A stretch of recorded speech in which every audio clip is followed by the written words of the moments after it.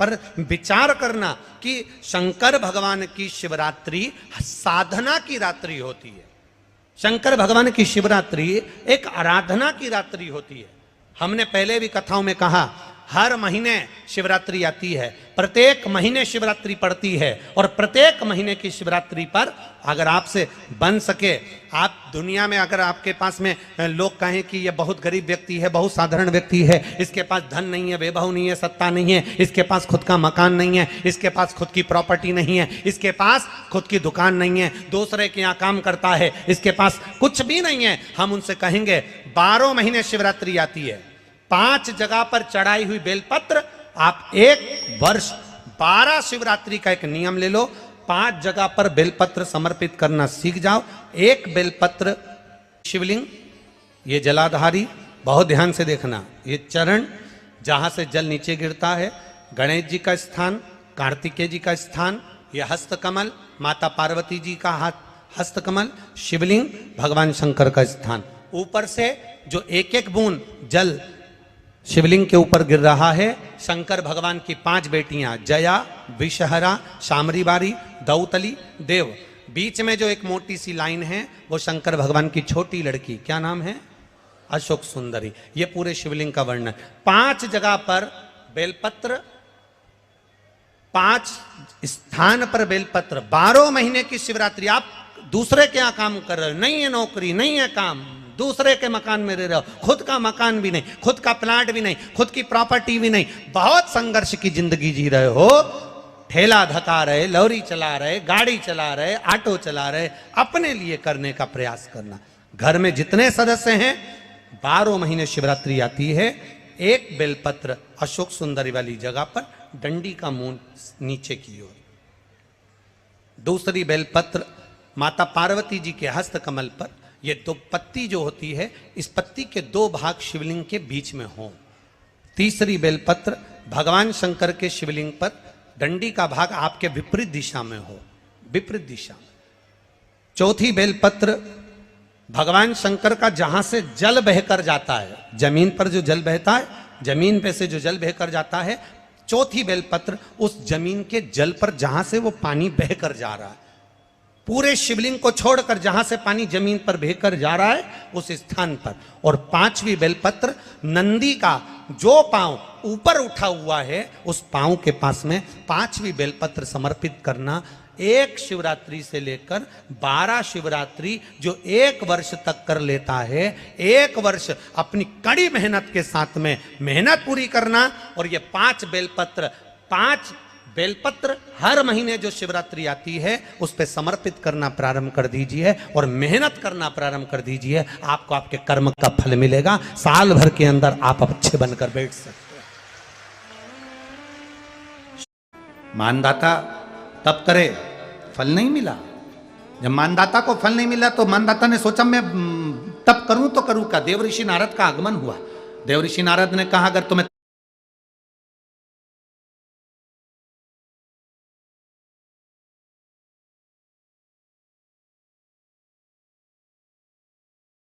तप करना और उसका फल चाहिए तो तुम काशी चले जाओ। मानधाता काशी गए, काशी में बैठकर तप करने लगे। केवल काशी में बैठकर उन्होंने तप करा तो कैसा करा, केवल एक बालू का शिवलिंग बना लेते थे और बालू का शिवलिंग बनाकर उसकी आराधना करते थे, उसकी पूजन करते थे। पूजन करते, गंगा का जल लाकर बालू के शिवलिंग पर डालते, उनको समर्पित करते। बस वो बालू के शिवलिंग की आराधना करते करते करते करते करते करते थोड़ा सा समय निकला। उनको नहीं मालूम कि एक शिवरात्रि निकल गई, दूसरी शिवरात्रि आई है। हर महीने शिवरात्रि आती है, प्रत्येक महीने शिवरात्रि पहुंचती है, प्रत्येक महीने आती है।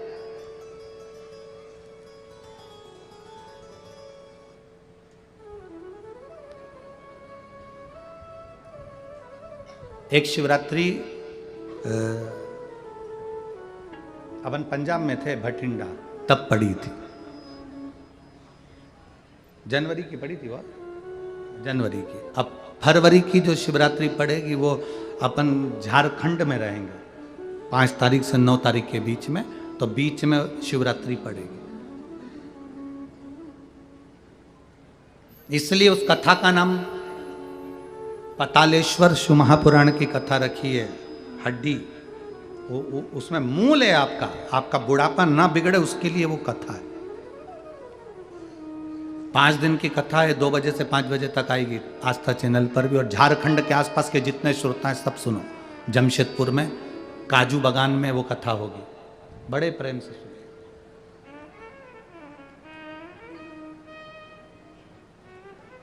काजू बागान में तुम ये सोचकर मत आना कि काजू तोड़ के खा लेंगे।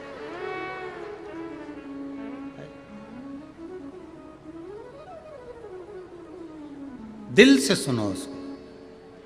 पातालेश्वर शिव महापुराण की कथा, कुछ जगह ऐसी होती हैं उस कथा का मूल, जैसे 7 मार्च से 13 मार्च की सीहोर कुबेरेश्वर धाम की कथा जरूर सुनो, मौका मिल जाए तो 5 माताएं, भाई लोग, बहन लोग जो भी हैं, जीजा जीजी सब कथा में पहुंचकर उसमें सेवा भी करो और कथा भी सुनो, दिल से सुनो।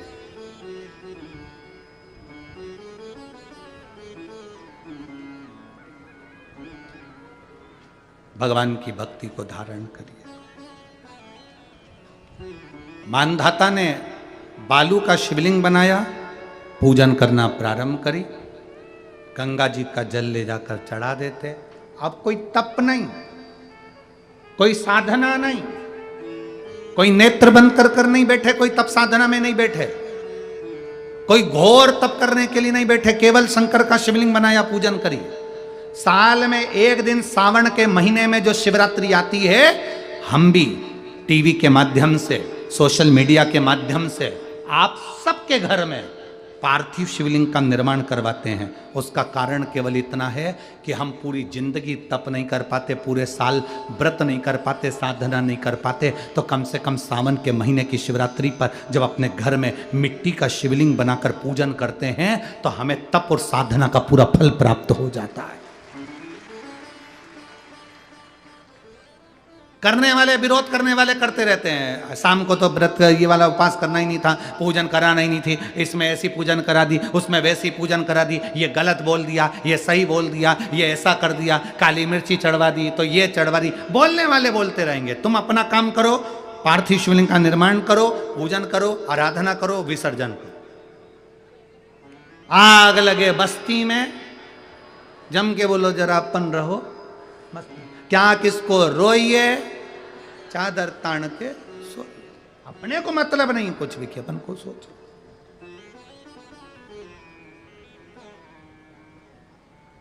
अपनी जिंदगी का सार्थकता सिद्ध करा। मानधाता ने अब कोई तप नहीं करा, मानधाता ने अब कोई साधना नहीं करी, मानधाता ने अब कोई आराधना, बस एक काम करा, शिवलिंग का निर्माण, उसकी पूजन। आपसे भी निवेदन करते हैं, समय मिला करें, हफ्ते 2 हफ्ते में गमले के अंदर ऐसी मिट्टी को उठा लो शिवलिंग जैसी, और जल चढ़ाकर पूजन करके वहीं विसर्जन कर दो, उसी गमले में उसी मिट्टी को वहीं विसर्जन करो। प्रयास करो, उसका फल मिलता है। शंकर भगवान प्रकट हो गए, कहा क्या चाहिए तुमको, मांगो। अब मानधाता ने मांगा कुछ ना, मानधाता ने कहा कि पहले तो मैंने जब तप करा, साधना करी, आराधना करी, तब तो मुझे आपका दर्शन नहीं हुआ, और अब आप मेरे सामने आ गए तो मैं मांगू, ये श्रेष्ठता कहाँ है?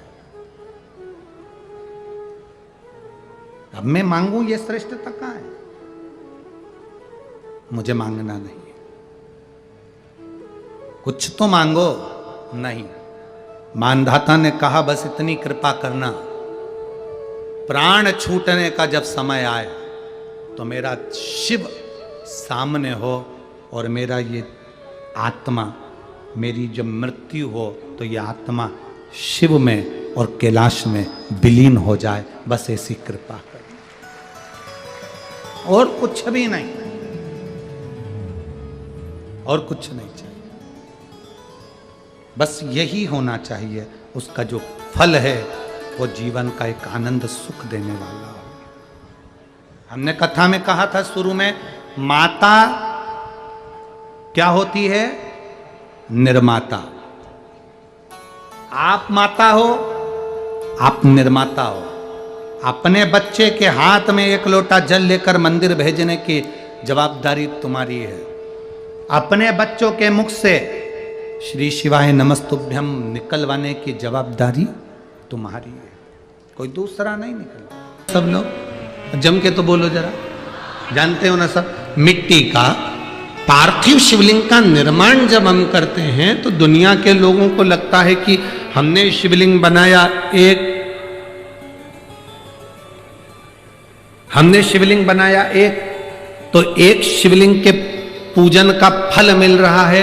ये दुनिया के लोगों को लगता है कि एक शिवलिंग के पूजन का फल मिल रहा है, पर शिव महापुराण की कथा कहती है पार्थिव शिवलिंग का निर्माण करना और उसकी पूजन करना, उसका मतलब है पार्थिव शिवलिंग को बनाने में जो मिट्टी हम एकत्रित करते हैं, उस मिट्टी में जितने जितने बारीक बारीक कण होते हैं, एक एक धूल का कण, मिट्टी का कण जितने एकत्रित होते हैं शिवलिंग को बनाने में, आप शिव जी का जब स्नान कराते हो, पूजन कराते हो, बेलपत्र चढ़ाते हो, तो जितने मिट्टी के अंदर बारीक बारीक कण होते हैं जिससे जुड़कर पार्थिव शिवलिंग का निर्माण होता है, वो 1000 करोड़ शिवलिंग की पूजन एक साथ हो जाती है, एक ही बार में। उतना फल हमारे खाते में चले जाता है, उतना फल।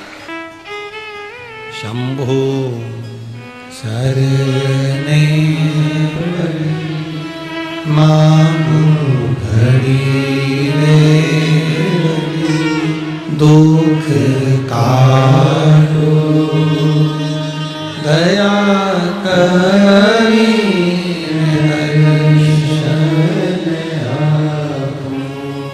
शंभो शरणे मांगू घड़ी रे घड़ी, दुख काटो दया करी, मैं दर्शन आपो। एक पार्थिव शिवलिंग का निर्माण करना मतलब लाखों शंकर भगवान के स्वरूप की पूजन कर, एक पार्थिव शिवलिंग का निर्माण कर।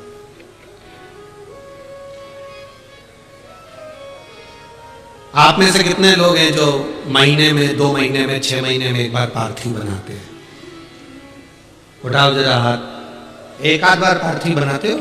रखो। कुछ मत करो।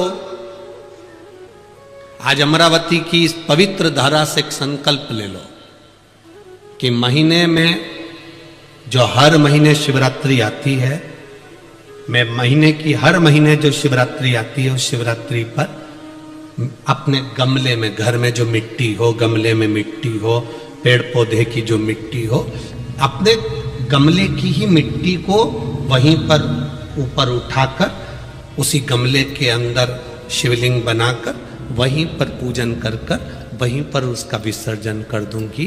उसका भी जो पुण्य है उतना ही मिलेगा जितना पार्थिव शिवलिंग के पूजन का। कोई नियम बना लो कि 1 महीने में एक बार मुझे पार्थिव बनाना। कोई नियम बना लो मैं 3 महीने में एक बार पार्थिव बनाऊं। कोई नियम बनाओ कि मैं 6 महीने में एक बार पार्थिव बनाऊं। कोई नियम बना लो कि मैं साल भर में एक बार जो सावन के महीने में शिवरात्रि आती है, जैसा आप लोग सब ऑनलाइन बनाते ही हो, पार्थिव बनाने एक संकल्प अपने भीतर।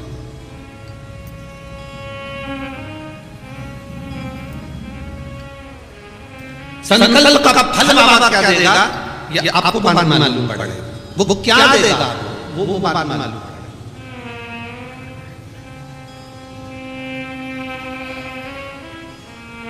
और तेरी कृपा बिना न हिले एक भी अणु, लेते हैं श्वास तेरी कृपा से तनो तनो।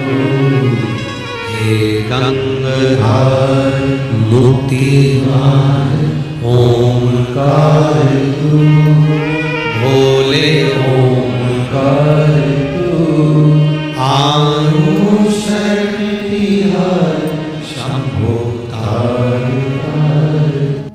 प्रयास करना जब जब जिस महीने में जो प्रदोष पड़ा करे, जब प्रदोष पड़े बन सके एक बेलपत्र बन सके 5 बेलपत्र, शमी पत्र, हरे मूंग, हरा मूंग, बेलपत्र, एक कलश के अंदर थोड़ा सा पानी लेकर एक बेलपत्र, हरा मूंग, शमी पत्र डालकर और उसमें थोड़ा सा गुड़ डालकर भगवान शिव का स्मरण कर कर प्रदोष काल में, मान लो कोई काम आपका बहुत जरूरी है, बहुत दिनों से अब थक गए हैं, नहीं हो रहा, कर्जा बढ़ रहा है, धन नहीं आ रहा, व्यापार नहीं चढ़ रहा, या कोई समस्या बहुत प्रबल है, कोई एग्जाम में बैठ रहे हो नहीं हो रहा, परीक्षा भी दे दी है, रिजल्ट आने ही वाला है, तो भी प्रदोष काल में, प्रदोष के समय वो जल, मूंग, समीपत्र और बेलपत्र और गुड़ का शंकर के शिवलिंग को समर्पित करना प्रारंभ कर दो। 2 या 3 प्रदोष व्रत का हम वर्णन करते हैं। जिस प्रदोष के दिन का आपको बधाई कल हमने दी थी कि प्रदोष की आपको बधाई हो। प्रदोष शाम का जो समय होता है, प्रदोष काल जो होता है, उसका वर्णन जब हम करते हैं, ये प्रदोष की पूजन का विधान किसने बनाया, ये प्रदोष की पूजन का नियम किसने बनाया, ये प्रदोष की संध्या काल का, प्रदोष के समय का पूजन का विधान कौन बनाया, ये प्रदोष के समय पर एक बेलपत्र चढ़ाने का विधान किसने बनाया, प्रदोष के समय पर एक समीपत्र चढ़ने का विधान किसने बनाया, प्रदोष के समय पर अगर मान लो कोई भिखारी से भिखारी व्यक्ति भी है जो ठेला चला रहा है, उसके पास में खाने के लिए कुछ नहीं है, फटे कपड़े पहन रहा है, उसकी जिंदगी में कुछ भी नहीं बचा और कर्जे में लदालूम हो गया, एक चावल का दाना अगर वो प्रदोष के दिन, प्रदोष काल में शाम के समय पर शंकर के शिवलिंग पर चढ़ा देता है, तो 3 या 4 प्रदोष में उसका कर्जा चूकना प्रारंभ हो जाता है। प्रदोष का विधान इतना ये प्रदोष का वर्णन करा किसने, इतना प्रदोष की महत्वता बताई किसने, कौन करे इतना वर्णन। अगर प्रदोष की महत्वता बताने वाला कोई है, इसीलिए मेरे शंकर भगवान माता सती को लेकर कुंभज ऋषि के यहाँ, अगस्त ऋषि के यहाँ कथा सुनने के लिए गए थे, क्योंकि उनके बराबर कोई शंकर के महत्व को बता नहीं सकता और प्रदोष के महत्व को नहीं बता सकता। सती मैया को प्रदोष का महत्व बताने के लिए शंकर सती जी को लेकर कुंभज बाबा के यहाँ गए थे, अगस्त ऋषि, कि प्रदोष के महत्व को तो जानो सती, तुम प्रदोष के महत्व को तो सती जानो, तुम प्रदोष के महत्व को तो सती पहचानो कि प्रदोष का महत्व क्या होता है, प्रदोष काल का महत्व क्या होता है, प्रदोष के समय का महत्व क्या होता है। जिस समय पर सूरज डूब रहा हो, चंद्र प्रकाशित हो रहा हो, दोनों का मेल हो रहा हो, ना तो पूरा सूरज डूबा है, ना पूरा चंद्र आया है, ना पूरा अंधेरा है, ना पूरा उजाला है, उस समय को प्रदोष काल कहा गया, उस समय को प्रदोष का समय कहा, प्रदोष काल कहा। अब कई लोग हमसे कहते हैं, गुरुजी आप हमको प्रदोष का समय बताया करो कि प्रदोष काल किसको कहते हैं, प्रदोष का समय किसको कहते हैं।